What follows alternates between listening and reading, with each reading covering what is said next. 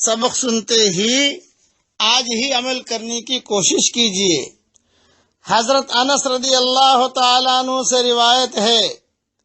کہ حضرت محمد صلی اللہ علیہ وسلم نے ارشاد فرمایا، جو بندہ اپنے مسلمان بھائی سے اللہ تعالی کی رضا کی خاطر ملاقات کے لیے آتا ہے تو آسمان سے ایک فرشتہ اس کو پکار کر کہتا ہے، آسمان سے فرشتہ دعا دیتا ہے،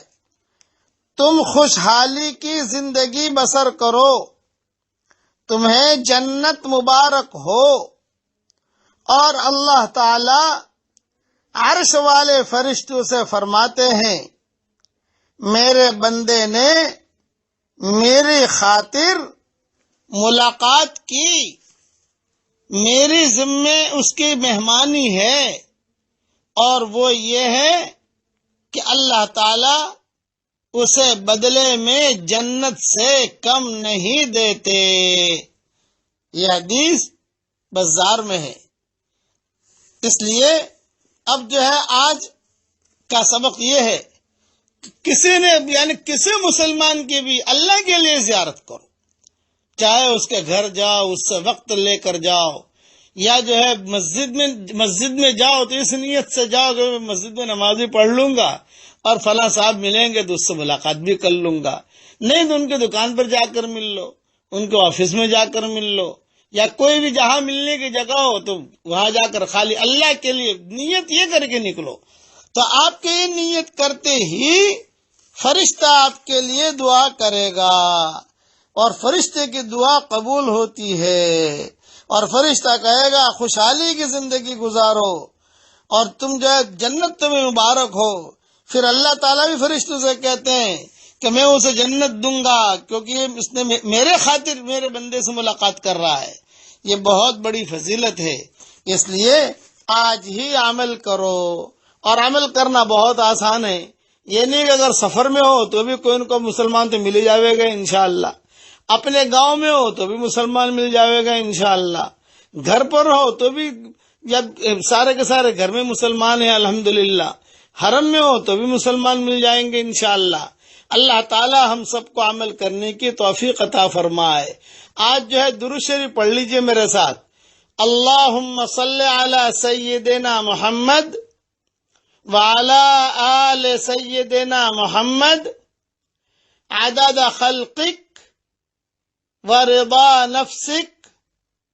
وزنت عرشک ومداد کلماتک۔ الحمدللہ ہم نے درود پڑھا، اللہ تعالیٰ بھی خوش ہو گیا اور حضور صلی اللہ علیہ وسلم تک بھی اللہ تعالیٰ پہنچا دے گا۔ اللہ عمل کرنے کی ہمیں توفیق عطا فرمائے، آمین آمین۔ والسلام علیکم ورحمۃ اللہ وبرکاتہ، وآخر دعوانا ان الحمدللہ رب العالمین۔ ایک پوائنٹ یاد رکھنا، ملاقات کے لیے تو آدمی جاتا ہی جاتا ہے، بھی کسی کی شادی میں جاتا ہے، کسی کے جنازے میں جاتا ہے، کسی سے ملاقات کے لیے جاتا ہے، نیت کرو اس میں اللہ کو راضی کرنے کی، بس اس میں یہ پوائنٹ ہے، یہ پوائنٹ اہم ہے۔ ایسے ہی چلا گیا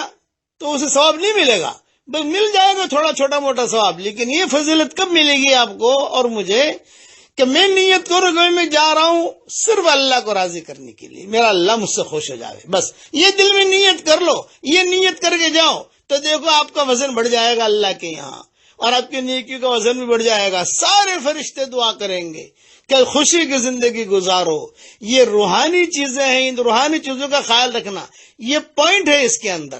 کہ اللہ کی رضا مندی کے لیے کسی کی ملاقات کرنا، ویسے خالی نہیں جانا۔ آدمی جو ہے وہ